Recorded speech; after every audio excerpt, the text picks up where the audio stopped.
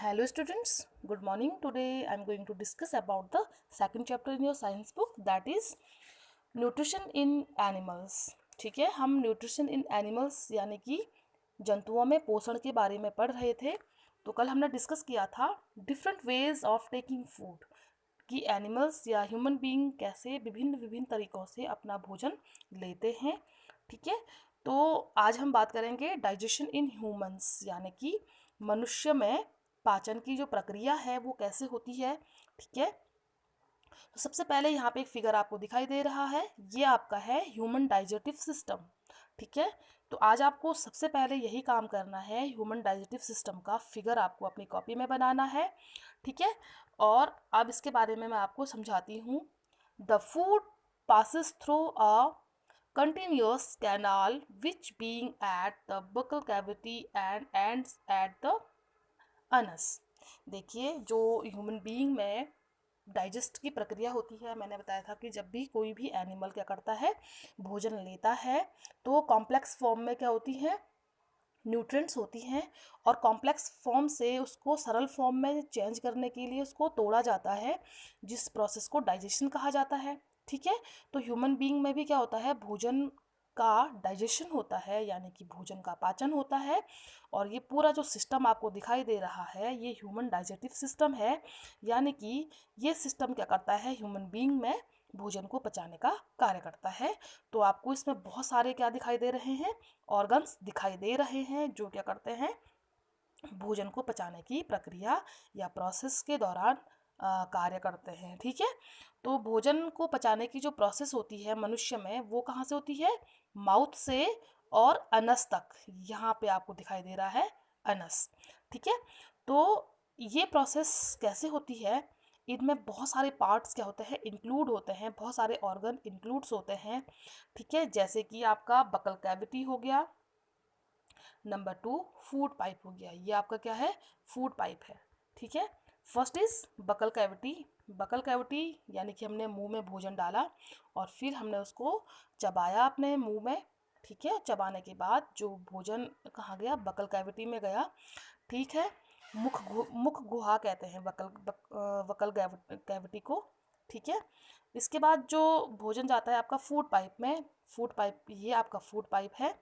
ठीक है, और फूड पाइप जिसको हम कहते हैं आहार नली हिंदी में. ठीक है, देन उसका दूसरा नाम ऑयसोफेगस भी है. ठीक है, और फिर भोजन फूड पाइप के थ्रू कहाँ जाता है आपका, सीधे स्टमक, यानी कि आपके आमाशय में. ठीक है, ये आमाशय है. और नंबर 4 इसमें कौन सा ऑर्गन कार्य करता है, स्मॉल इंटेस्टाइन, यानी कि छोटी आंत. छोटी आंत आपको ये दिखाई दे रही है, जो यहाँ पे ये वाला पोर्शन है आपका, ये छोटी आंत है. ठीक है, छोटी आंत क्या करती है, भोजन को पचाने का कार्य करती है, यानी कि मोस्टली जो डाइजेटिव फूड होता है वो छोटी आंत क्या कर लेती है, एब्जॉर्ब कर लेती है.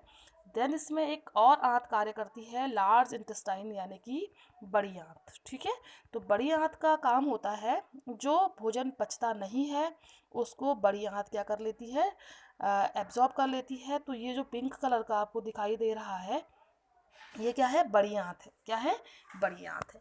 ठीक है, तो बड़ी आंत का काम होता है जो भोजन पचा नहीं उसको एब्जॉर्ब करना और फिर शरीर से उसको थ्रू आउट करना. और जो नेक्स्ट ऑर्गन है आपका अनस, तो अनस का काम होता है, जो बड़ी आंत ने क्या किया था, अपच फूड को लिया और उसको फिर शरीर से थ्रो आउट करना बाहर, वो अनस का काम होता है. तो इसमें मोस्टली 7-8 ऑर्गन क्या करते हैं, एक साथ कार्य करके भोजन को पचाने की प्रोसेस करते हैं. तो ह्यूमन बीइंग में भोजन कैसे पचता है, सबसे पहले काम होता है माउथ का. माउथ से हमने भोजन लिया, भोजन हमने मुंह में चबाया, और फिर चबाने के पश्चात उसमें क्या हो जाती है, लार, यानी कि एक टाइलिन नामक जो लार होती है वो मिल जाती है भोजन को चबाते चबाते, और फिर हमारे लार मिलने के कारण भोजन बहुत चिपचिपा हो जाता है, जिसको हम आसानी से क्या कर लेते हैं, निगल लेते हैं. और निगलने के पश्चात ये बकल कैविटी से होकर के और फूड पाइप से होकर के हमारे स्टमक में चले जाती हैं. और स्टमक में जैसे गॉल ब्लैडर है, लीवर है, बहुत सारे ऑर्गन और भी हैं जो कार्य करते हैं.